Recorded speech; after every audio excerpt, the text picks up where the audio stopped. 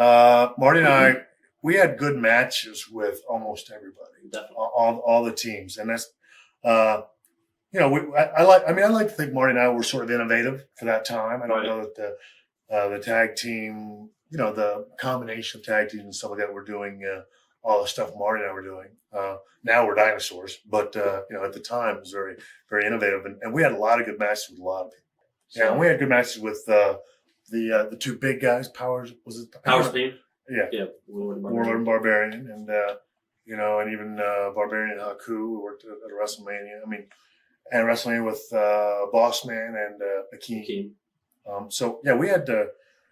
I like to think we had good matches with just about everybody. Right. What exactly happened? I guess it was back October 30th. It was when you guys beat, I guess, Neidhart, and I guess Vince wanted to let Neidhart go, and they did the tag title change, and they said it never happened or something like that. Yeah, and I don't know if it was. I don't recall it being a thing letting Neidhart go. It was just we had. It was the same old story, like sort of very symbolic for the rest of my career. They had no intentions of putting the belts on us, but then after a while, Marty and I were getting over. So they said, it's about time we switched the belts. So we were going to do a 2 out of 3 fall with the Hart Foundation.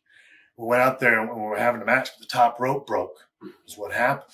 So, and I can remember Brett having me or Marty, one of us in chinlock, and he said, we're just going to stay here. Let's make him fix it. We can edit it up. Right.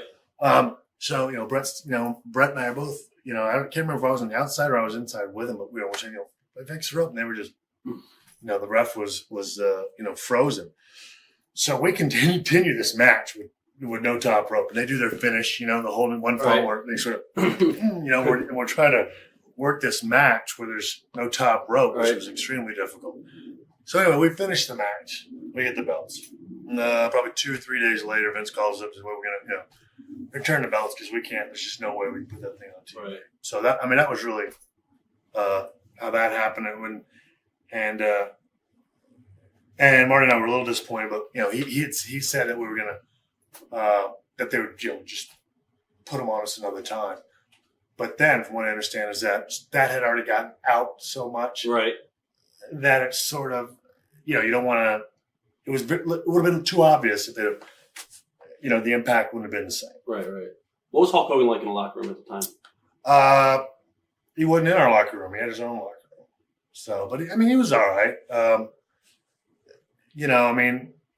My honest opinion of him was that, I could tell that he was a worker right off the bat. Right. You knew very well not much of what came out of his mouth was the truth. He always had an agenda to everything he did and said. Right.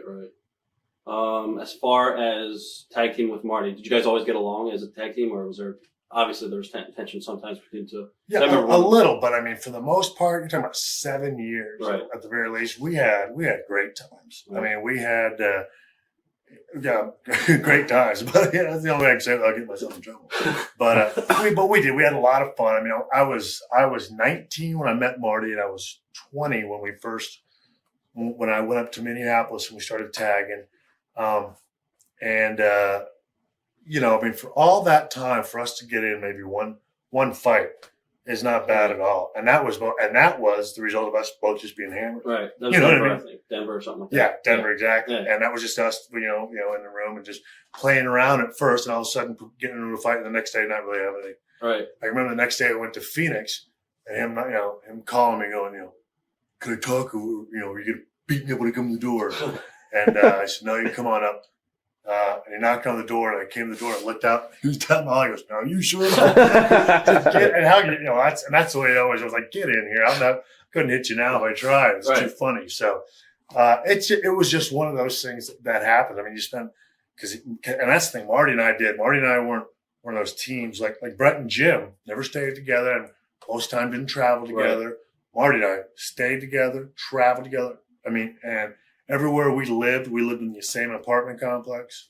He and I were together 24 hours a day for 7 years.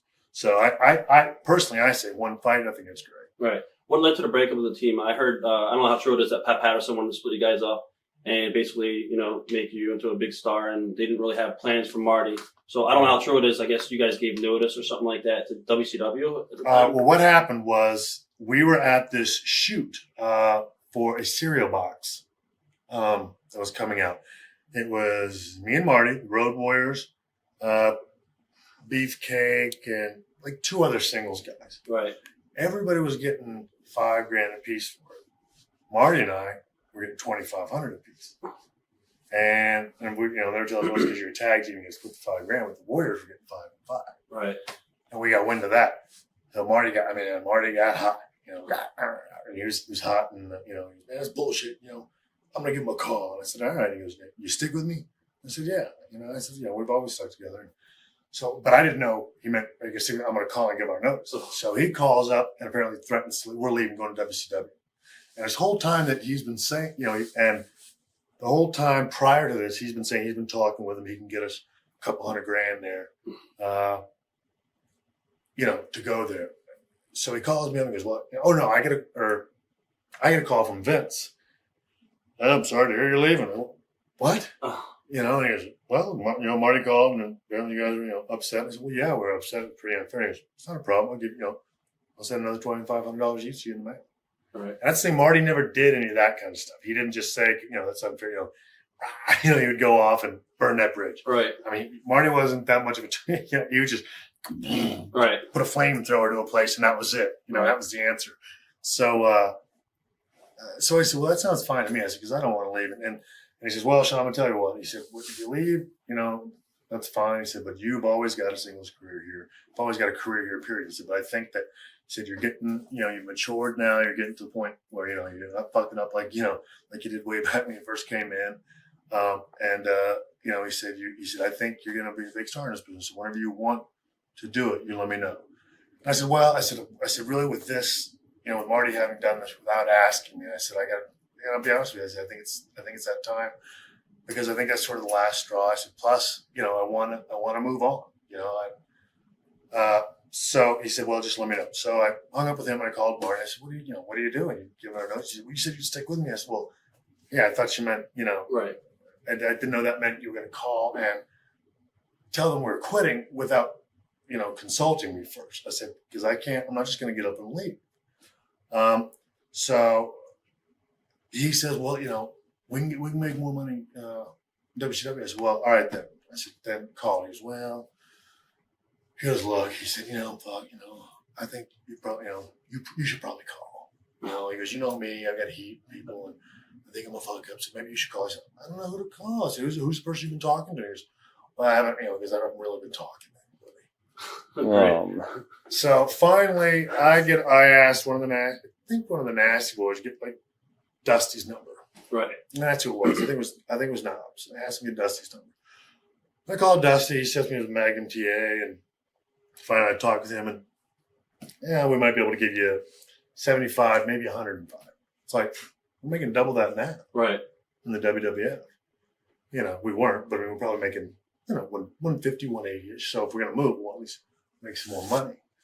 He's, "Well, we just can't afford that. Everybody's calling here because we give guarantees and asking for big money. That's just not something we can do." I called Marty. I said, "Look, they ain't biting. And, I don't know who it was you talked to." The things, well, and that's when it came clean. I haven't really talked to him. So I went, "Look," I said, "Marty, I got to be honest." I said, "I've always told you when we first started this, my idea, my ultimate goal was to go singles and have a singles career." I said, "And this whole debacle to me," I said, "I'm not saying it's your fault." I said, "But it's something that I don't want to run into anymore. Right. I want to handle my own career. I said, I want to go singles." Because I think it's time for us to work that angle that we've always talked about. Because we used to always talk about eventually we're going to have to do, the angle. So, he was a little upset. And then, then he goes, "What's supposed to happen to me?" And I said, "Well, what's going to happen with both of us? We're both going to then get judged on wherever our careers take us." And he was upset, and I was the prick for doing it. Obviously, I was the prick for a lot of things just because I was one to speak up. But I said, "Look, sorry." I said, "But just because you say they're going to go with you doesn't mean you can't be a successful singles wrestler." Right. That's the way the WWF certainly. You get over, they're going to use you. Plain and simple. Doesn't matter if they like it, they don't like it. You get over, you're going to get used. And I said, then that's what I told him. I said, "If you could just, whatever we do, whether I go over or not, at least make it all good." I said, "Because where you go after, that's really going to determine where you go in your career." I said, "You and I will do our thing." I said, and you think they'll put me over? I said, and I want them to. Right. You know, I said, but the important thing is where we both go after that, because that's only going to be the Rockers splitting up and having a match. That's one match. That's got nothing to do with where you go after that. So, you know, I ended up, the barbershop idea was an idea that I had for an angle for me and the Nasty Boys, for Marty and I and the Nasty Boys. Right. But then I decided to just use that. I you know, ran it by Vince and he liked it. So we just used it for Marty and I did the breakup actually here in San Antonio. Right.